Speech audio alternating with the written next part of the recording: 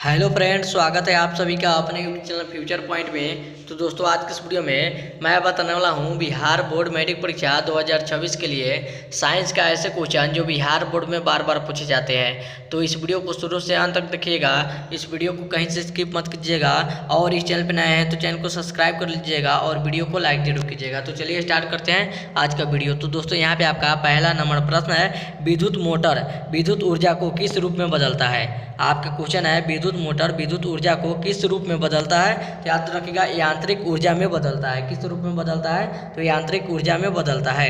यहाँ पे आपका ए ऑप्शन राइट आंसर होगा। आगे बढ़ते हैं अगला प्रश्न को। तो दोस्तों, यहाँ पे आपका अगला प्रश्न है, द ओरिंग ऑफ स्पेस नामक पुस्तक किसने लिखा। आपका क्वेश्चन है, द ओरिंग ऑफ स्पेस नामक पुस्तक किसने लिखा। याद रखिएगा, किसने लिखा? तो डार्विन ने लिखा। किसने लिखा? तो डार्विन ने लिखा। यहाँ पे आपका ए ऑप्शन राइट आंसर होगा। आगे बढ़ते हैं अगला प्रश्न को। तो दोस्तों, यहाँ पे आपका अगला प्रश्न है, आवर्त सारणी में धातुएं किस ओर अधिक है। आपका क्वेश्चन है, आवर्त सारणी में धातुएं किस ओर अधिक है। बताइए कमेंट करके किस ओर अधिक है। तो याद रखिएगा, बाएं ओर सबसे अधिक है। यहाँ पे आपका ए ऑप्शन राइट आंसर होगा। चलिए चलते हैं अगला प्रश्न को। तो दोस्तों, यहाँ पे आपका अगला प्रश्न है, औसत नियम किसने दिया था। आपका क्वेश्चन है, औसत नियम किसने दिया था। बताइए कमेंट करके किसने दिया था। तो याद रखिएगा, न्यूलैंड्स ने दिया था। किसने दिया था? तो न्यूलैंड्स ने दिया था। यहाँ पे आपका ए ऑप्शन राइट आंसर होगा। आगे बढ़ते हैं अगला प्रश्न को। दोस्तों, यहाँ पे आपका अगला प्रश्न है, वर्ग 18 के तत्वों को क्या कहते हैं। आपका क्वेश्चन है, वर्ग 18 के तत्वों को क्या कहते हैं। तो याद रखिएगा, निष्क्रिय तत्व कहते हैं। क्या कहते हैं? तो निष्क्रिय तत्व कहते हैं। यहाँ पे आपका बी ऑप्शन राइट आंसर होगा।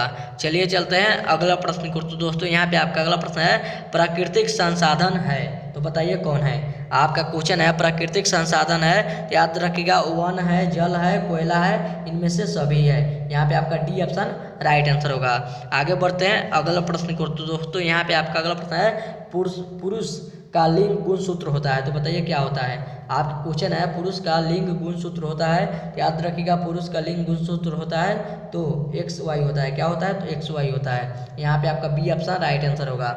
आगे बढ़ते हैं अगला प्रश्न को। तो दोस्तों, यहाँ पे आपका अगला प्रश्न है, मोमबत्ती रासायनिक ऊर्जा को किस रूप में बदलता है। आपका क्वेश्चन है, मोमबत्ती रासायनिक ऊर्जा को किस रूप में बदलता है। तो याद रखिएगा, प्रकाश ऊर्जा में बदलता है। किस रूप में बदलता है? तो प्रकाश ऊर्जा में बदलता है। यहाँ पे आपका बी ऑप्शन राइट आंसर होगा। आगे बढ़ते हैं अगला प्रश्न को। तो दोस्तों, यहाँ पे आपका अगला प्रश्न है, विद्युत धारा के चुंबकीय प्रभाव का खोज किसने किया था। आपका क्वेश्चन है, विद्युत धारा के चुंबकीय प्रभाव का खोज किसने किया था। तो याद रखिएगा, किसने किया था? तो ओरेस्टेड ने किया था। किसने किया था? तो ओरेस्टेड ने किया था। यहाँ पे आपका बी ऑप्शन राइट आंसर होगा। आगे बढ़ते हैं अगला प्रश्न को। तो दोस्तों, यहाँ पे आपका अगला प्रश्न है, इनमें से अचुंबकीय पदार्थ कौन सा है। आपका क्वेश्चन है, इनमें से अचुंबकीय पदार्थ कौन सा है। बताइए कमेंट करके कौन सा है। तो याद रखिएगा, पीतल है। कौन सा है? तो पीतल है। यहाँ पे आपका डी ऑप्शन राइट आंसर होगा। चलिए चलते हैं अगला प्रश्न को। तो दोस्तों, यहाँ पे आपका अगला प्रश्न है, अति भारण के समय परिपथ में धारा का मान कितना होता है। आपका क्वेश्चन है, अति भारण के समय परिपथ में धारा का मान कितना होता है। बताइए कमेंट करके कितना होता है। याद रखिएगा, अत्यधिक बढ़ जाता है। क्या होता है? तो अत्यधिक बढ़ जाता है। यहाँ पे आपका सी ऑप्शन राइट आंसर होगा। चलिए चलते हैं अगला प्रश्न को। तो दोस्तों, यहाँ पे आपका अगला प्रश्न है, चुंबक के कितने ध्रुव होते हैं। आपका क्वेश्चन है, चुंबक के कितने ध्रुव होते हैं। बताइए कमेंट करके कितने होते हैं। याद रखिएगा, 2 होते हैं। कितने होते हैं? तो 2 होते हैं। यहाँ पे आपका ए ऑप्शन राइट आंसर होगा। आगे बढ़ते हैं अगला प्रश्न को। तो दोस्तों, यहाँ पे आपका अगला प्रश्न है, बिजली की घंटी किस सिद्धांत पे कार्य करता है। आपका क्वेश्चन है, बिजली की घंटी किस सिद्धांत पे कार्य करता है। तो याद रखिएगा, चुंबकीय प्रभाव पे कार्य करता है। यहाँ पे आपका सी ऑप्शन राइट आंसर होगा। आगे बढ़ते हैं अगला प्रश्न को। तो दोस्तों, यहाँ पे आपका अगला प्रश्न है, घरों में विद्युत से दुर्घटना किसके कारण से होता है। आपका क्वेश्चन है, घरों में विद्युत से दुर्घटना किसके कारण होता है। बताइए कमेंट करके किसके कारण होता है। तो शॉर्ट सर्किट के कारण होता है। किसके कारण होता है? तो शॉर्ट सर्किट के कारण होता है। यहाँ पे आपका बी ऑप्शन राइट आंसर होगा। चलिए चलते हैं अगला प्रश्न को। तो दोस्तों, यहाँ पे आपका अगला प्रश्न है, निम्न में से कौन बहुने पौधों को दर्शाता है। आपका क्वेश्चन है, निम्न में से कौन बहुने पौधों को दर्शाता है। तो याद रखिएगा, छोटा ती दर्शाता है। यहाँ पे आपका बी ऑप्शन राइट आंसर होगा। आगे बढ़ते हैं अगला प्रश्न को। तो दोस्तों यहाँ पे आपका अगला प्रश्न है, मेंडल ने अपने प्रयोगों के लिए किस पौधों का चयन किया। आप क्वेश्चन है, मेंडल ने अपने प्रयोगों को लिए किस पौधों का चयन किया। बताइए कमेंट करके किसको किया। तो याद रखिएगा साधारण मटर का किया। किसका किया? तो साधारण मटर का किया। यहाँ पे आपका ए ऑप्शन राइट आंसर होगा।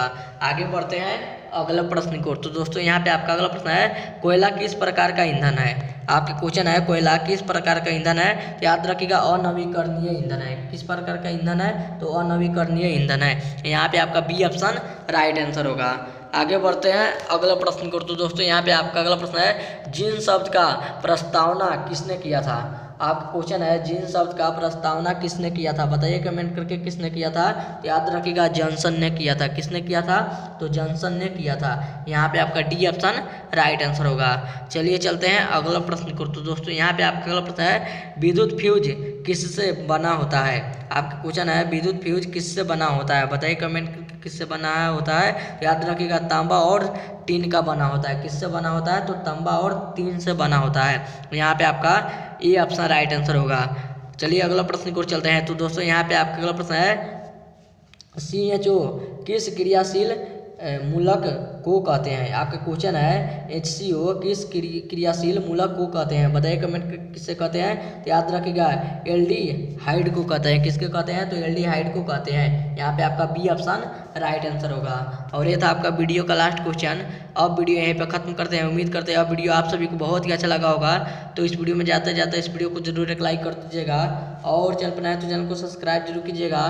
तब तक मिलते हैं अगला वीडियो में। तब तक bye bye, thank you for watching. मिलते हैं अगले वीडियो में।